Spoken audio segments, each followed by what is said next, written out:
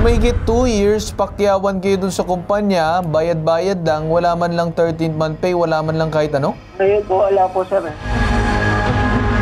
Under ba siya saan? Sa kumpanya mo o sa pakyawan mo? Sa akin po. So hindi alam ng kumpanya mo na naghahakot ka ng tao. 2 taon nagtrabaho, hindi siya kinikilala ng kumpanya niyo. Hindi nyo ba nakikita, sir? Illegal yan. 2 taon nyo pinagtrabaho. Actually, napakadelikado nga nung ginagawa nyo kasi sa construction yan. Alam nyo, sir, sa totoo lang, pag nakarating to sa general contractor nyo, baka madamay pati yung kumpanya mo. 2 taon? Project employee, naku po, hindi tinatanggap ng labor code yan. Ang kanyang trabaho ay necessary and desirable. Kailangan talaga sa linya ng negosyo. Yan po ay regular employee. At pagka tinanggal ng walang dahilan, kailangan bayaran ng separation pay.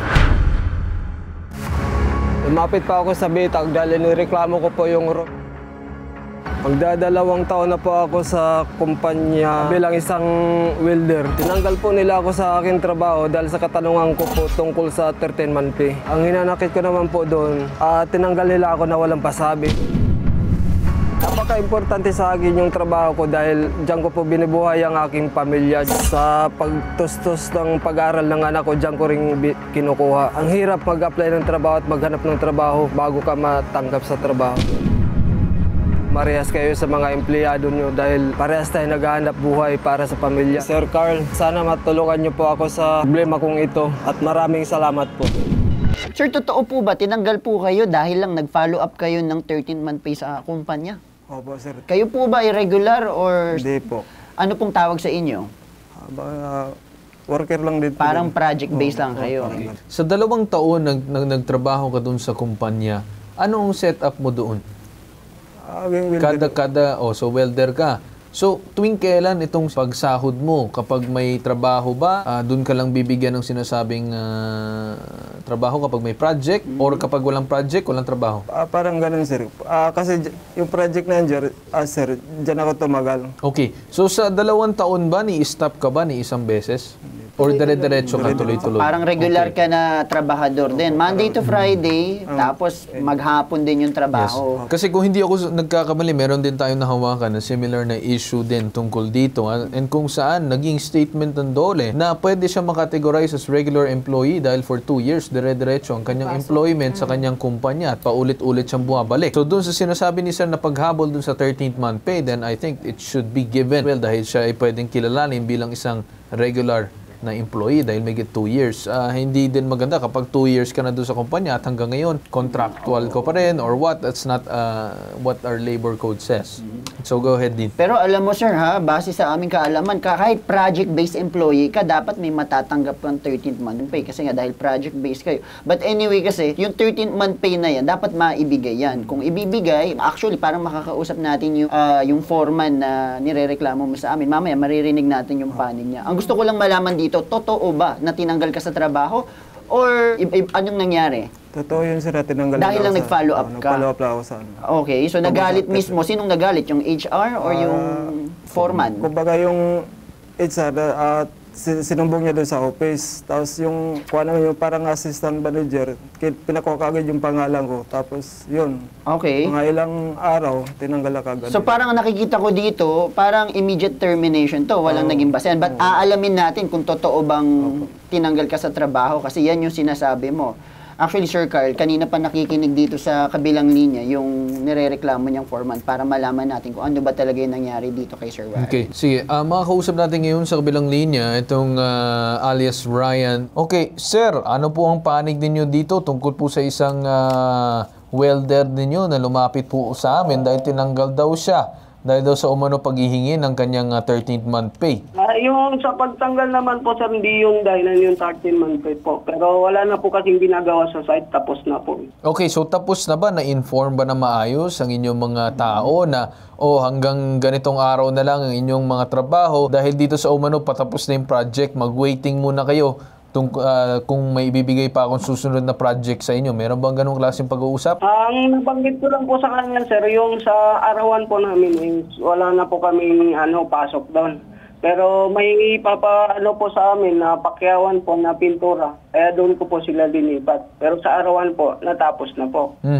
Yung sa arawan. So more of pakyawan na kung ano man yung susunod. Tama ba? Opo. Okay. Pero matanong ko lang, sir, tungkol dun sa part na kung saan na siya hinihingi ang kanyang 13th month pay at siya tinanggal. Ano pong masasabi niyo doon? Sa 13-month pay po, sir. Wala po kasi kaming natatanggap na ano. Pero kung sakali pong niya, Wala kayong natatanggap na? wala naman po akong 13-month pay kasi pakyawan lang po kami. 2 years pakyawan? Sa dole, illegal yan. Ako po, pag nasilip kayo. So may 2 years pakyawan kayo dun sa kumpanya, bayad-bayad lang, wala man lang 13th month pay, wala man lang kahit ano? Ayun po, wala po, sir. Hindi po O sige sir, explain mo nga sa akin anong setup mo dyan sa kung ano man yung tawag sa'yo, kumpanya ba or ano man, grupo, ano bang setup nyo dyan? Baka subcon ba kayo, Ryan? Opo. Oh, kamusta? May company kayo, for sure. Meron po. Meron kang kumpanya, ito bang lumapit sa amin na dating mong welder ay doon din nagtatrabaho sa kumpanya na yun?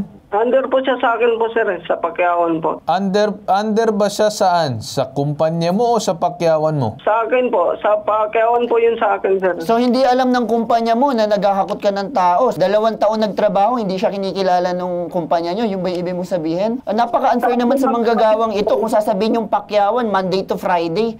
No work, no pay. Walang mga benepisyo, walang 13th month pay. Hindi nyo ba nakikita, sir, illegal yan? 2 taon nyo pinagtrabaho. Actually, napakadelikado nga nung ginagawa nyo kasi sa construction yan eh. Alam nyo, sir, sa totoo lang, pag nakarating to sa general contractor nyo, baka madamay pati yung kumpanya mo. Ano pong magagawa natin tungkol dito?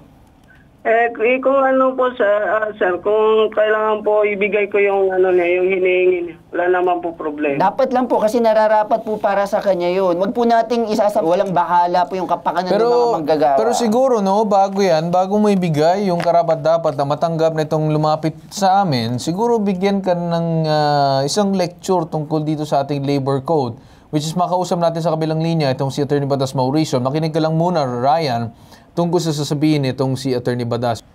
Una po, tama yung concern ninyo na kahit pa sinasabi niyang pakyawan yung mga tao, sinasabi niyang project employee, may karapatan po yan sa 13-month pay, nakalagay po yan sa Presidential Decree 851.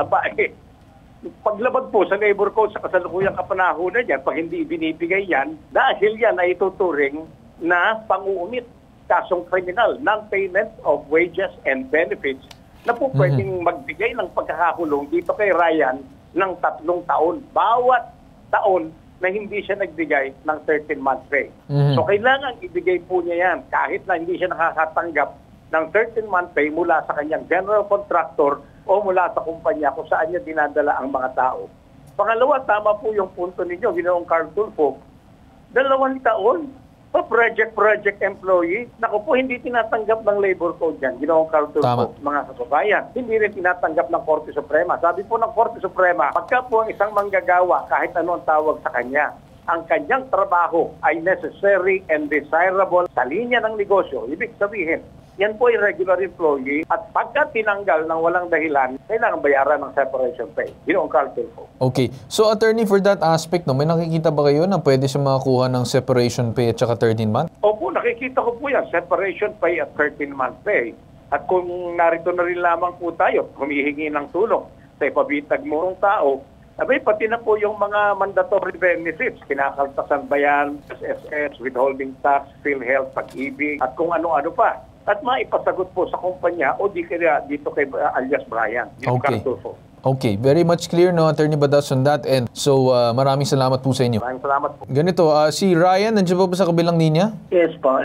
Oh, Ryan, narinig mo naman sa mismo abogado namin kung ano dapat at responsibilidad mo bilang isang nag-head dito sa mga tao na to.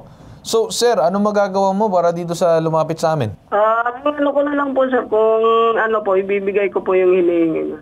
Okay. Okay, sige. At siguro after ng programa, dahil kapusa tayo sa oras, balikan ka namin at para ma-schedule itong sinasabing pagbibigay mo dito kay Warren. Alright, Ryan?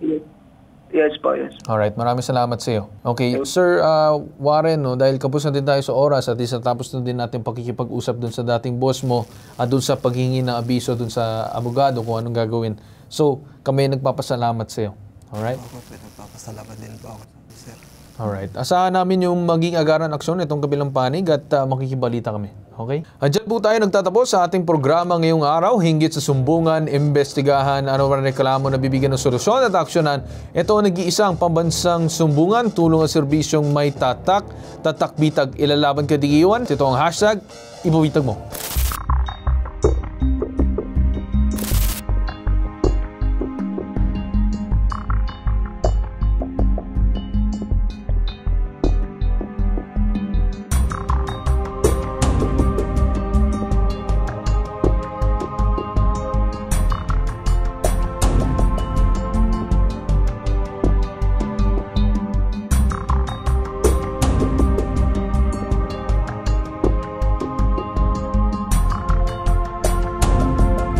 Masaya na rin sir kasi natupad na yung mga nireklamo ko sa kanila, yung para sa akin na ibibigay nila, nakuha ko na po. Nang dahil sa bitag, naibigay nila yung pangangailangan ko na inahabol ko sa kanila. Napakahalaga para sa akin itong pera kasi ito na yung paninimula na gagamitin ko sa pang-araw-araw ng kuwan. At saka lalaan ko to sa tamang bagay na kuwan para sa pamilya ko. Sir Ben, Sir Carl, marami pong salamat na natulungan niyo pa ako. Kung hindi dahil sa inyo, wala din ako dito. Sa lahat ng mga staff dito, nagpapasalamat po din ako. Gusto ko magsarili na lang ako na ako. Para mag-sari-sari store, gano'n. Maliit na negosyo para ikaw na kumikita ng sa sarili mo. Lagi ko mag-iingat at gamitin mo na maayos yung pera. Salamat sa inyo. Thank you.